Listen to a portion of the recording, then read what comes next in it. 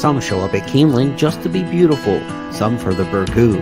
Me, it's because the best handicapping challenge on God's green earth is right here in Kentucky. Star horses come from Florida, California, and New York, Arkansas, and Louisiana, all to what undoubtedly is the greatest horse racing melting pot in America. Into the stretch at Keeneland, and Flight Line just moves right by. Life is good. Win here and you've done something. Love what you do and you'll never work a day in your life. That's Keeneland. Now, let's get handicapping. And welcome in, everyone. Thanks for spending your Friday night with me, Jeremy Plonk from Horse Player Now and Keeneland.com with the Saturday Keeneland Look Ahead program as we look ahead to the Queen Elizabeth II Challenge Cup, a fantastic feature race, Grade 1 company, $600,000. It'll be the featured race on a 10-race card that gets underway at 1 o'clock Eastern. Friday action today included graded stakes company with the Sycamore Stakes. It was the Godolphin Blue getting the trophy in that one as Charlie Appleby and company came up just short last week in the Coolmore Turf Mile. They got the big prize they were looking for at Keeneland with Bold Act at 5-2 odds, getting up under Jamie Spencer just in time to win today's Sycamore at 1.5 miles on the grass. Some of those same actors will be back in the Saturday feature and, of course, gearing up towards the Breeders' Cup, now just over, 2-3 weeks away. Horses that run this weekend have a shot the wheel back in the Breeders' Cup. We will see Caravel, the defending champ in the Breeders' Cup the Breeders' Cup Turf Sprint. She was the filly, the mare who beat the boys last year in the Breeders' Cup Turf Sprint. She's on Sunday's card at Keeneland in the Franklin Stakes, and it would come back a little less than 20 days, I guess, would be the rest time to run back in the Breeders' Cup Turf Sprint to defend her title. So still potential Breeders' Cup action with the horses running at Keeneland this weekend. So a lot to look forward to. Today on the racetrack on the Friday card, it was a little bit of everything. It was a potpourri of circuits. These circuits produce winners. This is just the last out location for horses who won on the card today. Saratoga, Del Mar, Pimlico, Ellis Park, FanDuel Racing, Churchill Downs with 3 winners, and St. Cloud, France. I mean, you talk about, I always call Keeneland the melting pot of racing, and it really, truly is. That's part of what makes it difficult to handicap because, look, even some of these horses, there's 3, 4, 5, 6 good options in every race from different venues. They're hard to match up, and it doesn't create necessarily boxcar prices. There can be very logical winners at 3-1, 4-1, and you didn't have them in your top 3. There was an even money that won today that I didn't have in my top 3. So it happens. It's the way that Keeneland is. We just accept that. And as they always say, you're not trying to beat the races. You can't beat the races, but you can beat a race. And I think that's how you approach Keeneland.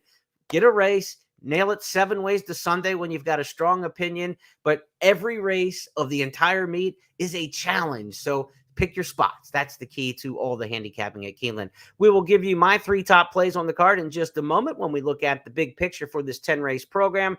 Also want to let you know that we'll have the handicapper selectors box where all the handicappers from Keeneland.com, where you can download and print their picks. We will match wits here in the selectors box and show you where we think the favorites might come from, which races are wide open, where we're all taking different kind of horses, and give you a sense of how the tote board may play out. What does Mother Nature have in store for the Saturday card for QE2 Day? Well, 50% chance of rain overnight, supposed to hit Lexington about midnight and rain in the overnight hours. 40% chance that the showers will continue through the morning, but then supposed to break away. So we should have a good day if you're out visiting the races. We could have a wet track to start things out. I don't think we're looking at any danger of losing the Queen Elizabeth II Challenge Cup from the turf. I think that's confident that we will see that race on the turf.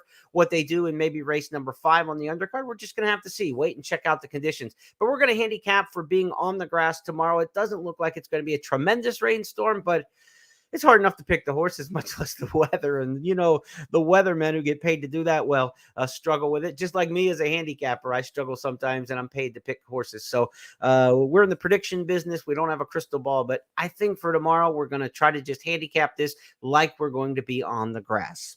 As for today, hot jockey Luis Saez had 2 wins. Other than that, the other races went to 8 other riders. So 9 jockeys won the 10 race on the card. The only double up was Luis Saez. So let's take a look at this 10-race program at Keeneland for Saturday, QE2 day. Lines up this way on the big picture. If this is the first time checking out the podcast, thanks for tuning in. We'll explain the big picture here for you. These are the 10 races on the card in which multi-race wagers start in each of those races. So the early pick 5 will start in race number 1. Then we'll start at pick 4 in race number 2. Pick 6 on a Saturday card is race number 5 through 10. So it starts there in the 5th. The green designation is for the Turf Pick 3. The $3 Keeneland Turf Pick 3 will be races 5, 7, and 9. That's been fairly consistent. 5, 7, and 9 on this card on Saturday for the Keeneland Turf Pick 3. Final pick 5 will begin in the 6th race. The late pick 4 starts in race number 7. And again, our stakes on the program is the Queen Elizabeth II Challenge Cup. It will be race number 9 of 10. First post at 1 o'clock, and be sure to tune in at 11:30 a.m. Eastern for today at Keeneland. You can check that out at Keeneland.com on the YouTube channel and also on the simulcast feed where Scott Hazelton and Caton Bradar will give you the latest information. You'll know all about the weather by that point, but certainly tune in on social media channels as well. But Scott and Caton, 11:30 for Keeneland today. I've got 3 key plays on the card. We happen to have one right off the bat in race number 1. We'll explain who that might be at a decent price because I think some of the early races on this program have some heavy favorites, races 2, 3, 4, 5 in that kind of area where we're going to have some shorter price favorites. So I've got a long shot I like in the opener. Let's go ahead and try to maybe make a little play and a little hay right off the bat. We've got also key plays in races 7 and 9 as we've got the a long shot maybe to consider against all the top Europeans in the Queen Elizabeth II Challenge Cup. Okay, we'll get to all the races individually, starting now with the first on the program. Race number 1's got a couple different players for Creative Way on top. Tom Leach and Caton Bradar both have that one picked. Libertango, the 6 for Scott. Stand for Freedom, the 1 for Kim. And I've got the 10 in here blocked. I'm totally on the island here. Nobody else has the 10 anywhere around. And as we said on the big picture, this is my long shot play. Price play right off the bat. So we're going to take a shot in here with blocked in race number 1.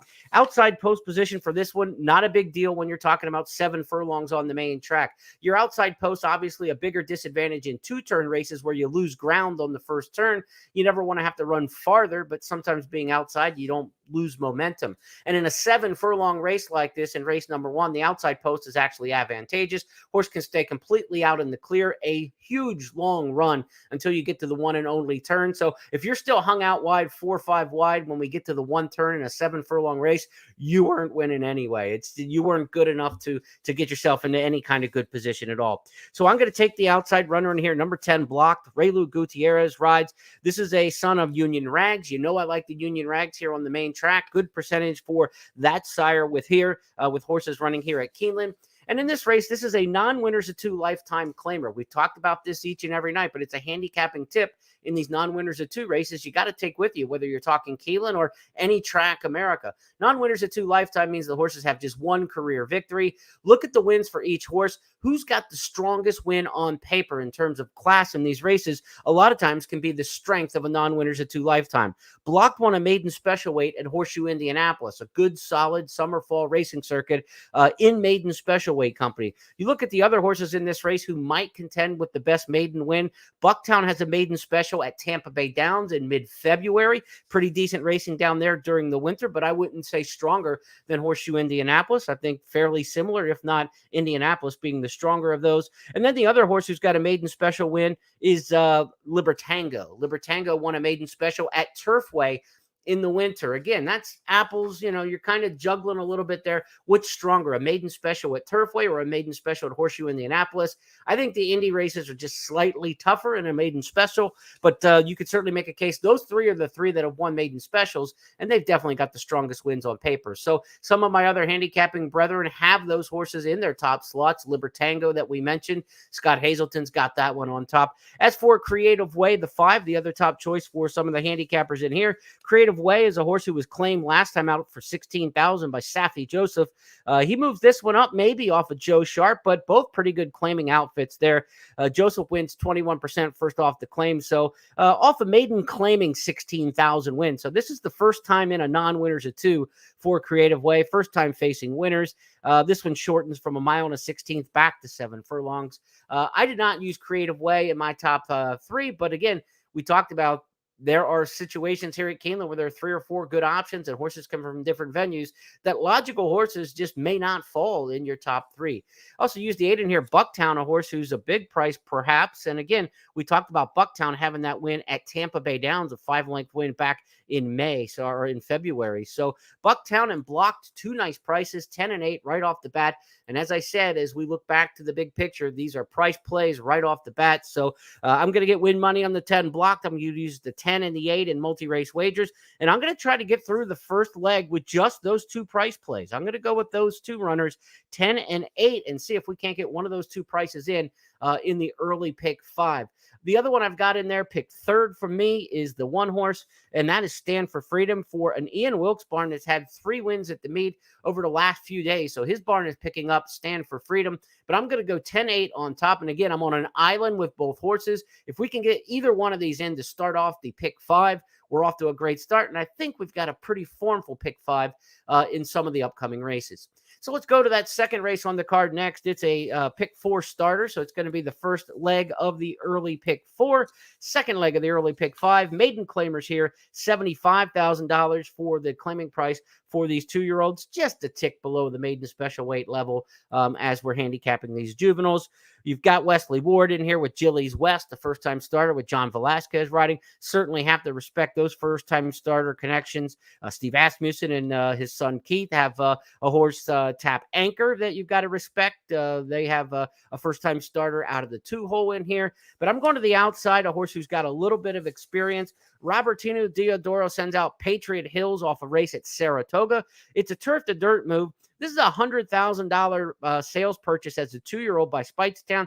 That's a lot to pay for a 2-year-old in training sale for a horse that, it's debuting or running second time for $75,000. So I'm going to assume he's got a little bit of class about him. Decent workout since the career debut.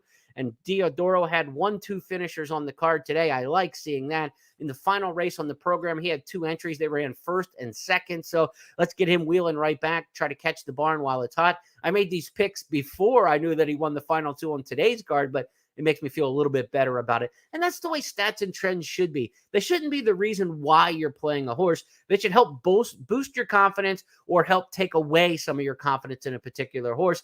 The fundamentals of handicapping still have to apply. You're looking for class, pace, things like that, how a horse matches up, how fast they are. Those are the basics of handicapping. And then you use these stats and trends for tiebreakers. And we know when it comes to Keeneland, there are so many tiebreakers. You go and handicap a race and you got 3 toss-outs, 6 of them still left on paper.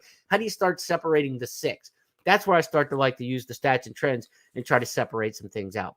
So across the board here for the second race, Gillies West, the first-time starter for Wesley Ward, picked on top by all the other public handicappers. I've got Patriot Hills, Gillies West, my second choice in here. The one Salming I've got picked in third. But again, from a pick 4 standpoint, pick 5 standpoint, I will take Patriot Hills and Gillies West, go 2 deep in this particular spot. So 2 by 2, but to start things out as we head to the third race. Also, as you're handicapping this race, if you don't have a strong opinion of a horse underneath and say you want to play Gillies West, if Gillies West is your top pick in race number 2, the first-time starter, and the price is a little too short for you, keep in mind, we got daily double possibilities, but a very short price likely, I think, coming up in race number 3. So you're not going to want to lean into a daily double favorite to favorite. But if you've got a price horse you like and you want to try to build off of that, like we do in race number 2, if we get Patriots Hills on top, a rolling daily double into race 3 might be a good play, because I think Light Line is going to be a very short price and very tough to beat in that particular spot. And as we look back to the other public handicappers, you're going to see Light Line picked 4 out of the 5 handicappers on top. Scott's going with Edified, a horse I've got marked as usable, a Steve Asmussen, 4th-time starter, a horse dropping out of the Iroquois. But Light Line is a horse who debuted at Horseshoe, Indianapolis, ran off by 13 3/4 lengths in a mile race.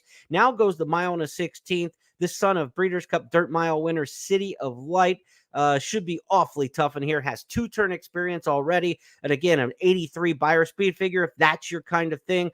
Very slow fractions in the race at Horseshoe, Indianapolis. So to run a big buyer like that, really finished up with a plum on the back end of the race. Light Line, Tyler Gaffleone riding for Brad Cox. And going to let you in on a little stat now, because it's going to come up a couple times in this card.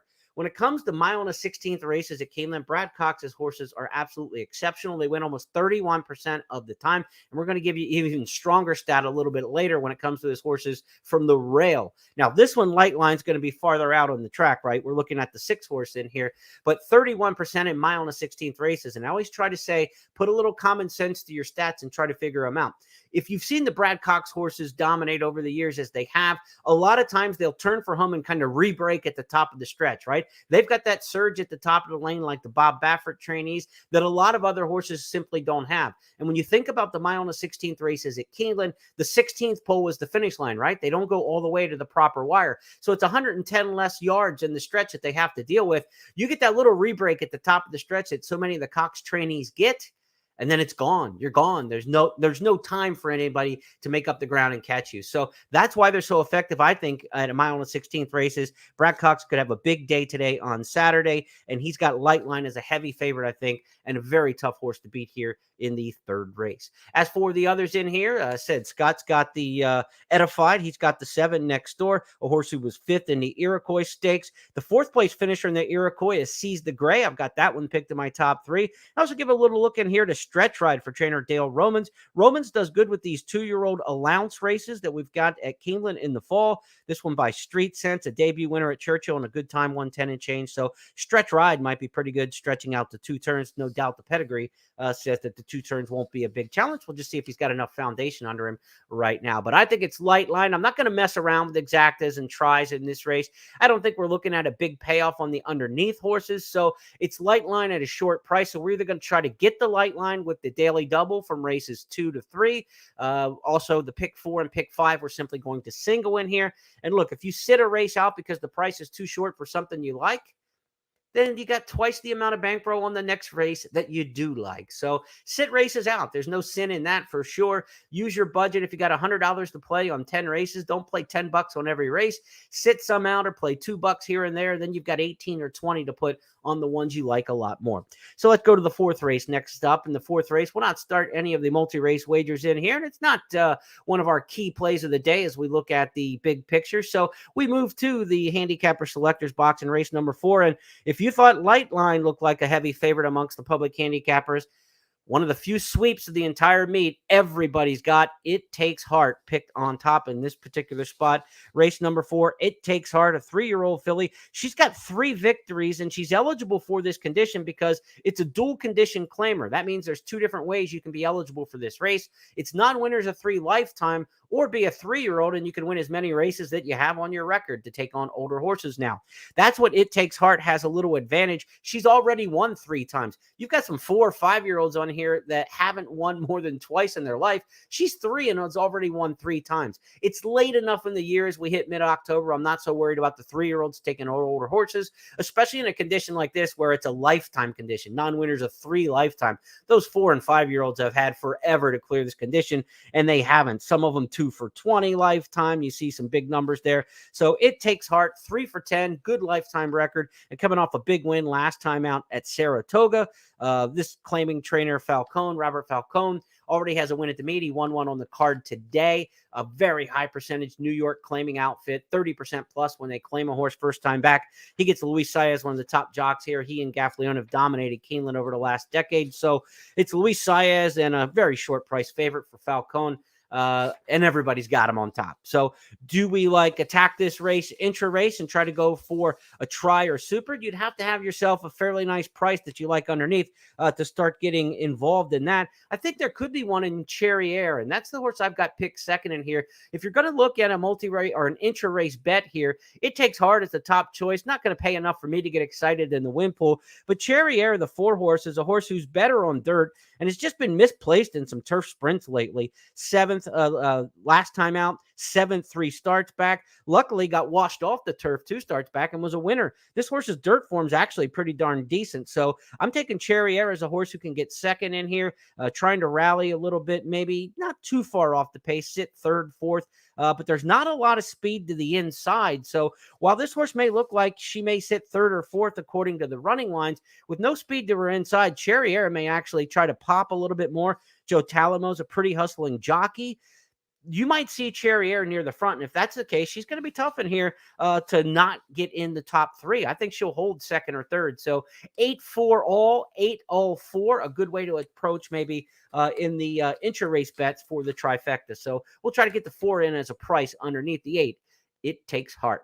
On now to the 5th race, and as we hit the midway point in this card, it will start the pick 6. No carryover in the pick 6. It was taken down today. In fact, no carryovers. There was a super high 5 carryover into the nightcap today. That was hit as well. So we start fresh with everything on the Saturday card. Keeneland Turf pick 3 starts here in race number 5. Again, with the forecast of some overnight and morning rain, we will see if race number 5 stays on the turf. We're going to handicap it like it will. 1 mile and an 1/8 grass, maiden special weight in here. And I like horses with pedigree when we're going 1 mile and an 1/8 on the turf with these younger horses. The 3-year-old filly in here, Catmint, number 2 is going to be my top choice. And not a whole lot of love for Catmint as far as a top pick or 2, but hits the underneath with most of the handicappers in here. In fact, all 5's got Catmint somewhere. But I've got this Brad Cox trainee picked on top because she's by Kitten's Joy out of Antono. And Antono was a filly who won the Just a Game Grade 1 in New York, and also ran 3rd in the prestigious Grade 1 at Saratoga, the Diana Stakes. She was a really good turf mare. The distance obviously suits coming out of 1 mile and an 1/8 race. Second last time out at Churchill Downs, going the 1 mile and an 1/8 trip. 3rd career start for this Brad Cox trainee. And going around 2 turns at 1 mile and an 1/8 like this, the 2 hole is going to be an advantage to be able to save some ground. Showed a bit more speed in the debut, a little more closer in the 2nd career start. So I don't know where Florent Giroux is going to put this filly in the race, but he's got options because he'll be able to save ground whether he wants to stay back or head towards the front. 7 of these horses come out of races at Kentucky Downs. That's usually the place you kind of look for these maiden special turfers, but you've got a lot of options from Kentucky Downs in this one. Heckled is a horse from Kentucky Downs you have to respect. Another one in the Godolphin Blue. This one trained by Mike Stidham, but 4 times in a row, Heckled has run 2nd in narrow defeats. Maybe just doesn't want to get the victory, likes to run with the herd. I put Heckled 2nd because I predict Heckled may run 2nd again for the 5th straight time. King's Secret, one you want to watch in here. Again, I like the pedigrees the longer we go on the turf. Brendan Walsh had a winner today on the grass. Excellent barn there. Tyler Gaffleone rides King's Secret. This is an offspring of Kingman, who's an outstanding international sire of long-distance horses. French Derby winner is the Dam sire. There's a lot to like on the pedigree for King's Secret to go this 9 furlong. I think any of the top 3 could be the winners in here, 2, 9, and 8. And as you look across the handicapper selectors box, look who the top picks are. I've got the 2, the 9 Heckled picked by Caton and Kim. Tom and Scott both have King's Secret. It's 2, 9, and 8. So I would go 3 deep in this particular spot, but Catmint is the horse I want to get in there. I think that one will offer a fair price. So I'm going to play exacta key boxes, 2, 9, and 2, 8. I've got to get the 2 in there first or second when we play it that way. And in terms of the multi-race wagers, go 3 deep in here, 2, 9, and 8. So, we're looking at a situation where we're kind of 2 deep in the opener, 2 deep in the second, singled in the third. I think we go 2 deep in the fourth, and then 3 deep in the fifth. Not a very expensive ticket for 50 cents when you're adding that up for the early pick 5. So I think the early pick 5 on this card is playable. We will see if the 5th race stays on the turf. Again, that's the start of the Keeneland Turf pick 3. I would use 3 of them in the 5th race.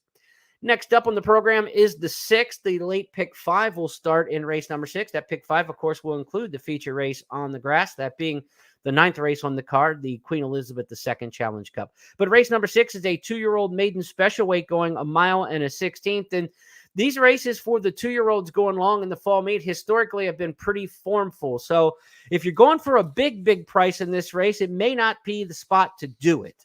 Dive Bomber is the one I'm taking here for Brad Cox. Again, Brad Cox at 1 mile and a 16th. This one towards the outside of the gate, obviously. Dive Bomber from the far outside in the 12 hole, but has some tactical speed off of those sprint races at Saratoga, going 7/8 of a mile. Sire Omaha Beach had 2 winners here on the dirt opening week. And again, the Brad Cox horses at 1 mile and a 16th win about 31% here at Keeneland. Just a fantastic percentage. I'm going to take Dive Bomber, and as we mentioned a little bit earlier with the pick we had a couple days ago, if you like a horse in the outside post position and it's a bit of a detriment, maybe that'll help your price. Would you fair odds make a horse like Dive Bomber? Look at the rest of the field. try to establish what you think the fair odds on this horse should be, and then demand that you get a little bit more because you're taking the outside post position. That's the way I'll look at it. I think this horse looks 6-5 to me on paper. I think he's a standout in this race. I think he's the easy winner from a better post position.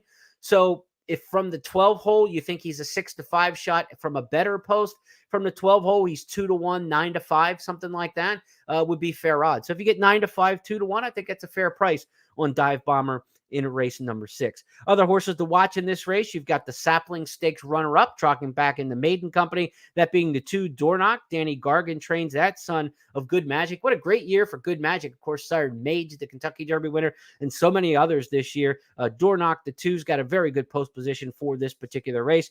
And I think the 5 Omaha Beach, another Omaha Beach offspring, the 5 Allied Victory, could offer a good price in here. Blinkers on for a very capable Ben Colebrook barn, and Gerardo Corrales, a speed jock, takes over. This horse didn't show speed in the first 2 races, but the additional blinkers and the change of rider could put Allied Victory closer to the pace. And I think in race number 6, that's an interesting horse for the underneath. So Allied Victory, the 5. This is another situation where if the win price on Dive Bomber isn't appealing enough for you, then I would look at the trifectas in here. 12-5 all, 12 all 5. That's the way I like to do it. Take a price horse underneath, get him in both spots, and see if you can't get a little bingo mixed in there with them. Not that expensive to do that. In a race like this, you're talking about $5 for 50 cents for each time you put them first or second. $10 if you do the whole buck. So not an expensive ticket. So 12 all 5 would cost you $5 for 50 cents. 12-5 all would cost you $5 for 50 cents. So you're only $10 invested in, and you've got your long shot finishing second or third. So play that for however many times you want. If you were going to bet 40 to win on Dive Bomber, maybe you end up playing the trifecta 10 times that way or 4 times that way for each of those $10 possible combinations. Dornoch is the top pick in here for everybody else, though. They're going with the Gargan trainee coming out of that good race at Monmouth. But to me, I just think it's all about Dive Bomber. So I'm happy to see this as I look across the handicapper selectors box, because I'm saying I think the horse is 6-5. There are 4 other handicappers who disagree with me. So we might get 2-1, 5-2, 3-1, and that outside post might make it appealing enough to play. At 3-1, I'm making a big win bet on Dive Bomber if we can get it. And based on this, seeing the handicapper selectors box, 3-1 doesn't seem like it might be out of the question in the 6th race. Okay, let's go to the 7th race next up. Pick 4 times starting here. Second leg of the Keeneland Turf Pick 3. This is a turf allowance at 1.5 miles on the grass. Marathoners going the trip in here. And look, I really like the pedigree on number 3, Kitten Mischief. So I'm going for a long shot play in here. It's one of my key plays of the day. Like mother, like son, Kitten Mischief. Nobody else has this runner in their top 3. I love it. We're going to get a price on one of our key plays of the day. Race number 7, we're going with the 3. Love the post position in here to save ground on the 3-turn configuration. And the mother, Kitten's Point, won the Dowager Stakes here at Keeneland in the final race of her career, going the 1.5 miles on the turf. This horse has run twice at Keeneland, ran good both times. I think the inner post position here is going to suit. The change to Florent Giroux is the difference. This horse has not been able to kind of get in the race early and finish quite well enough at Keeneland. Has run well over the course. But I think with a more aggressive early jockey, and we've seen Giroux with horses on the turf, he gets him into the race. There's no speed at all in the 2-hole. The 1 doesn't look particularly fast in here. So if Kitten Mischief just doesn't fall completely out the back of the field, if she's mid-pack in this race, I think she's got a major upset chance under Giroux, riding for Jonathan Thomas, a very high percentage trainer in New York in turf races. So outstanding chance here. Kitten's Mischief, one of my plays of the day. Her mama could flat out run over this turf course. So the daughter of Kitten's Point, she ran, of course, for Graham Motion, if you remember her back in the day. This one for Jonathan Thomas and Augustin Stables. Kitten Mischief, one of my key plays of the day. And we are on the island, as I like to say, in race number 7. Nobody else has the 3 in their top 3 selections. The 1 is named 911 Turbo, top pick by Scott and Caton, coming out of a second place finish in the Del Mar Handicap. Former maiden claimer for the Hall of Famer Neil Drysdale, who doesn't send too many here to Keeneland anymore. He gets Flavian Pratt to ride, and what a consistent runner this one has been. what is it, 7 races in a row in the exacta. So you can expect 911 Turbo to be right there. I've got him picked to make it 8 in a row in the exacta. I've got him picked in there in the second spot. As far as the multi-race wagers go, I would go just 2 deep in here. If you want to go 3 deep, I wouldn't argue with you with Sherrard because the way the Todd Pletcher trainees are running so well, Johnny V off to a good start at the meet. And in any Keeneland turf allowance race, you have to respect the Kentucky Downs form. That's where Sherrard comes from. So maybe we do go 3 deep in here, 1, 3, and 4 for the multi-race wagers. But I'm definitely on the 3 as one of my key plays of the day. I'm going to try to get to this horse with daily doubles in races 6 and 7, multi-race bets that kind of get you in and through there, and use Kitten Mischief in all the exactas tries that you want to play, and certainly on the top on the win end. We're going to get a nice win price, and you want to get win money on a horse who's going to go off at a nice, fair, honest price. Okay, let's go to the 8th race on the program. Race number 8 is next up. Allowance company here, first level allowance, and I'm going with the outside runner in here, Rarify. What an impressive performance this horse had here at Keeneland last October as a 2-year-old. That filly by Bella Jolie by Justify out of Bella Jolie, $750,000 blue blood, and she really connected here in the 3rd career start at Keeneland after nibbling in 2 races at Saratoga. Now, we haven't seen Rarify since, but Wesley Ward brings her back in an allowance spot, a very logical post or very logical place for a filly with her resume to run back. The fact that she's run good early in her career, she can run fresh. I'm assuming if she has any development about her based on the workout tab, which looks solid enough to me, I'm going to assume that Rarify comes back ready to run. They go to Rosario here with Wesley Ward. Not a confident pick in here, but I liked what I saw here in the fall as a 2-year-old. 2-year-olds don't always develop at 3, so does she have a move forward in her? If she does, then she's a factor in this race. If she doesn't, then you're going to look to somebody else. This is one of the least confident races I have on the card. I think the horse right to her inside, Exceed for Shug McGahee, or for Chad Brown, I should say. Definitely a horse back in a dirt sprint that you want to see, because last time out and 2 starts back went 2 turns in the Wilton up at Saratoga. Last time out was on the turf. So Exceed gets back to a dirt sprint, and that's what she does best. This daughter of Into Mischief out of Jaboom. Really good Juddmonte pedigree there on the dam side. Exceed one that you could certainly use. And the 2 Pumpkin Scone has to be respected for trainer Brad Cox. 7.5 length winner last time out at Ellis Park and 110 and change going wire to wire. Should be speed, should be down on the inside. There is some other pace in this race, so we will see how fast they go in here. I think this is a race you want to spread and get a little bit of coverage in race number 8. Let's see what the other handicappers have in this spot. You Little Vixen, the 7, a horse we haven't mentioned yet. Exceed, top pick on a couple, and Rarify with Kim. So 10, 11, and 7 are horses all picked on top in this particular race. You Little Vixen, a horse coming out of Prairie Meadows in a fast time, 109 and change for Kelly Von Amel. Twirling Candy filly who just ran off and hit in Iowa in the career debut. A confident move to come here to Kentucky and take on Allowance Company out of that race at Prairie Meadows on the 11th of September. $110,000 allowance purse will do that for you. We will see how You Little Vixen fares in here. We haven't mentioned Rosie's Alibi, a Justify $600,000 filly for Todd Pletcher. As good as Pletcher's been with the young horses at this meet, we'll see if Rosie's Alibi, a 3-year-old filly, can get to the winner's circle. I think Zeitlos is a horse that you can definitely consider in here for Steve Asmussen. Daughter of Curlin's got good form, moves turf to dirt. Multi-race wagers, I think you really want to spread in this race. Pumpkin Scone, Rosie's Alibi, Zeitlos, Exceed, Rarify. I'm 5 deep in a multi-race wager that runs through race number 8. I think you've got to use them. And if you want to throw Scott's horse in there from Prairie Meadows, that brings you up to 6 possibilities. There are a lot of ways you can turn in race number 8. Okay, let's go to the 9th race. It's the feature race. It's the Queen Elizabeth II Challenge Cup. It will end the Keeneland Turf Pick 3, and it's also my final key play of the day. Now, we've got an international cast in this race, like few seen at Keeneland or any American racetrack, not hosting the Breeders' Cup that weekend. There's just tremendous form from overseas. We're talking 1,000 Guineas winners, 1,000 Guineas placed horses in both France and England. Just some absolutely top shelf runners. We saw a filly, Elusive Princess, already leave the ranks of Europe and come to Saratoga and win the Saratoga Oaks Invitational. She was 5th in the French Oaks and very competitive in there at 8-1 after running 2nd in the key prep for the French Oaks at Longchamp in in May. So we already know Elusive Princess's quality. She's come here and shown it. What will Maj do? A horse who won the 1,000 Guineas in May for Saeed bin Sarour and Godolphin. We're going to see Maj making the ship over here. Alonda Queen's got a ton of class from overseas. Sounds of Heaven comes in, a horse who was third in the Coronation Stakes Group 1 over at Ascot. So there is some tremendous form in here. One of the other fillies that we're going to see is a horse who was in the French Oaks at 12-1, ran second in the French Guineas. Her name is Lindy. She did show up in Allowance Company and won at Kentucky Downs at 38 cents on the dollar.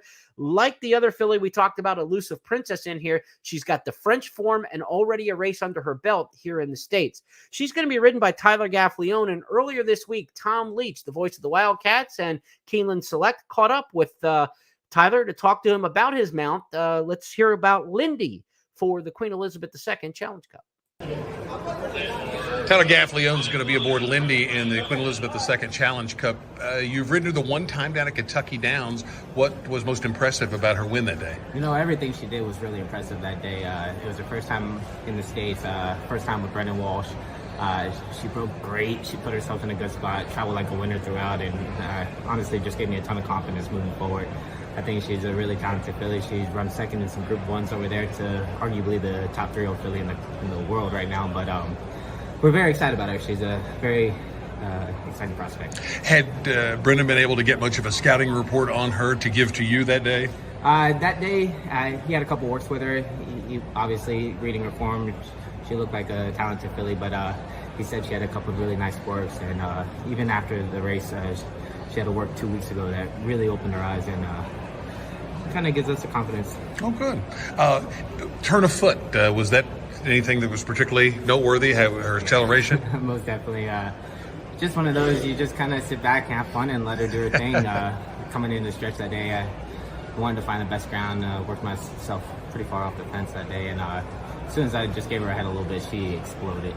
Feel confident about the 1 1/8? Yeah, I don't see it being an issue whatsoever. And thanks to Tom for that. You can get his interviews on YouTube each and every racing day that he has with connections leading up to some of the big Keeneland races. Go to Keeneland Official, the page that you want to look at on YouTube for all the information from Tom Leach with his interviews with the horsemen and connections. We've got a lot of Europeans in this race that we have to sort out, right? We've talked about Elusive Princess, who's already been here once, Lindy, Sounds of Heaven, Alonda Queen. Maj might be the favorite in this spot because she won the 1,000 Guineas and was a 9-1 proposition to do that. That's the top mile race for 3-year-old fillies in the spring at Ascot, or at Newmarket, I should say. And the 1,000 Guineas winner hasn't been seen since. So let's give you a sense of what she looks like in action when she went head-to-head with Tahira, who's gone on to the Irish Oaks in some big-time races this year. This was the English 1,000 Guineas from earlier this year at Newmarket. Well, Tahira, she'll be about 8th now, making her run. Remarco's behind her. And then Column's Dream of Love as they head then down past the bushes now. Tahira in the green, chasing Maj with Mama's Girl towards the right into contention as well. Lazoo's not far behind on the far side of the course. And still Matilda Peacock with a little bit of a chance as well. Heading down into the dip now. In blue, Maj. In green, Tahira. This pair are clearing the Kipco 1,000 Guineas. Behind them in third place is Matilda Peacock, and it's Maj in the blue colours fighting on strongly. Tahira the green jacket, but it's Maj just in front of Tahira. They're well clear. So a determined winner there in May. How will she come back? And do the public handicappers think it's about Maj in this particular spot? Scott Hazelton has the faith. He's got the 4 picked on top. I've got Maj second. Everybody's got a little respect for Maj, it seems, but they're going to try to beat her in some cases. Sounds of Heaven, the top pick for Tom in here. Papilio for Mark Cassidy, top choice in here for Caton. Interesting long shot pick in there. And Kim Nelson's got Elusive Princess, the Saratoga Oaks winner from France for Arnaud Delacour as her top pick. I'm using one of my key plays of the day because I just want to go for the price here. It's 20-1 on prerequisite in the morning line. When have you seen Chad Brown in a grade 1 Philly turf race with Irad Ortiz riding at 20-1 in the morning line? And the horse could be 20-1. I'm not knocking the line maker at all in here. Nick Tamaro may have it spot on, but I like it because it's an opportunity you don't get to see often. And also, I like the profile of this race where I have a little more confidence. Now, the Europeans are not my cup of tea. Like you, I go back and I do the research. I watch the race videos. I try to get a sense of them. I read stuff out of the Racing Post, Sporting Life, publications like that that are online to try to gather what information I can.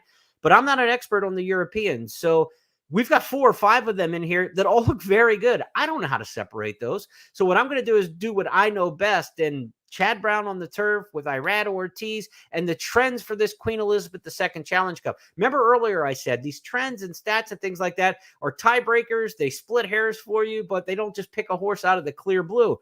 This race has been a race over the years where we have seen in the Queen Elizabeth, the Challenge Cup, front end speed do exceptionally well in this race. Over the last 9 years, the average winner of this race was only 3/4 of a length off the lead after the opening half mile. Horses don't rally from big gaps back in this race. And horses from New York have had really good success. In the 17 years of our database, Naira Preppers won this race 9 times, easily most of any circuit. So I want a horse with a little bit of speed, a horse coming out of the races in New York, and I get Chad and Irad. Fits the profile in here. You want your horses to be in the ballpark in this race. You don't want to be coming from the clouds historically. Prerequisite, I think, a horse in the Belmont Oaks Invitational 2 starts back was up near the pace and ran a big one that day to run second over 1.25 miles. Last time out at 1 1/16 on good turf was a little bit further back off the pace than probably would be successful and just ran evenly all the way around. This horse can maintain her pace, and I think if she goes towards the front with an outer post draw in this race, I think they're going to send Prerequisite towards the front. And if she's near the front, she's not going to give up a lead easily. They're going to have to come and run and get her. And at a big price, why not take a shot? I would also look at back wheeling her underneath all the logical Europeans. If one of the Europeans runs her down and she runs second at a big number, you're going to be very happy to have that. So the 4, the 2, Yolanda Queen in there, I think, is a horse you want to use in the exactas as well. Maj, obviously. In the exactas, Lindy, Sounds of Heaven. Use all the unit horses over the top pick in here, Prerequisite, the 11. And I think you could get a good backup exacta that way. So the 11 to win, and then all the logical players over the 11. That's the way I'm going to attack the race, intra-race. When it comes to multi-race bets, I think you want to go about 5 deep in here. Use 4 or 5 of the top Europeans. Use Prerequisite as the American hope in here, and get to the final leg of the pick 5 and the pick 4, which I think we can settle down in with the single. The 10th and final race is the return of First Mission, the winner of the Lexington Stakes here in the spring. What an edition of the Lexington Stakes it was this spring, right? First Mission won it and was probably going to be favored or second choice in the Preakness before being injured and scratched out of the Preakness Stakes. Remember, there was a debate whether First Mission would get played or Mage would get played back out of the Kentucky Derby. First Mission was forced to the sidelines out of that race. But when he won the Lexington Stakes here in the spring, the second place finisher, Arabian Lion, has since returned to win the Pacific Classic against older horses. And the third place finisher, Disarm, ran top 5 in the Kentucky Derby and then came back and ran second in the Travers Stakes. For a grade 3 Lexington, that was one of the best editions of that race we've seen in several years. And it was a win for First Mission in that spot. It's a 1/16 race here in the 10th and final. It's Brad Cox going a 1/16 for the 3rd time on the card. You know I like this other 2. Get this. When Brad Cox's horses have the rail in a 1/16, we told you he wins 31% when he just runs a horse a 1/16 on the dirt at Keeneland. When he's got the rail, he's had it 11 times. 7 winners and a 3rd place finish. He's 7 for 11 at a 1/16 from the rail. He's got the favorite in here. That's a stone cold, the number that you'll see. The horse is training well. I don't see him beating First Mission in here. I think it's a short price. It's just a single. Get to the last race. Like I said, you can use several horses in some of those other legs leading up to the pick 4 and pick 5, ending here in the finale. But I think First Mission's just a single in there. If you're looking for an exacta, Creative Minister, 3rd place finisher in last year's Preakness, a horse who's run well here at Keeneland in the past, broke its maiden at Keeneland back in the day. Creative Minister is a horse who I think can run well underneath, but I don't think Creative Minister on his best day is anywhere as good as First Mission on his best day. So in the nightcap, I don't have a strong opinion to push other than who the winner will be. And I think it's going to be a fairly short priced exacta. 110.8 seems to be pretty popular amongst all of our public handicappers. Not a lot of money to be made in the finale. So look, it's a great betting race in the 9th. We talked about the 8th being wide open. Not a strong opinion in there. But let's not wait till the last race on the card to try to get everything and get out, because you're probably looking at a short price. That's why we do this, the Keeneland look ahead, because if you're just handicapping race by race by race by race, and then you crack open the form for the last race on the card, and you see a horse like First Mission, well, then what are you going to do? You're going to end up like, all right, I'm in the hole for the day, and I need to get out, and I can't bet this horse at 3 to 5. So what do you start to do? You try to overdo it with supers and super high fives or something, which are very difficult to hit, or you go betting horses that you just play because they have a better price than the horse that you actually think is going to win the race.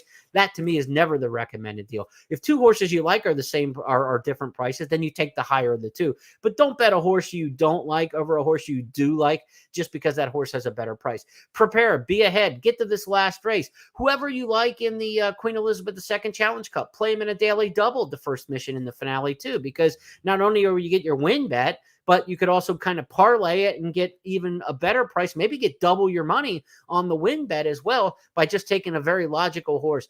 Say your horse that you liked in the QE2 is going to pay $10 to win. The double may pay $20 using First Mission in the last race. So if you can do that and kind of double your money with not taking a huge risk by taking a huge favorite in that second leg, it's a good way to build out some value. But you only know that when you look ahead and prepare ahead. And that's why we do this. That's going to wrap up this edition of the Saturday, October 14th Keeneland Look Ahead. Thanks for sharing some of your Friday night or Saturday morning if you're watching on the archives now. I'll be back on Saturday night to look at a Sunday card that features a Breeders' Cup champion and Caravel back in the Franklin Stakes. Have a great night, everybody. We'll talk to you Saturday. Good luck at the race.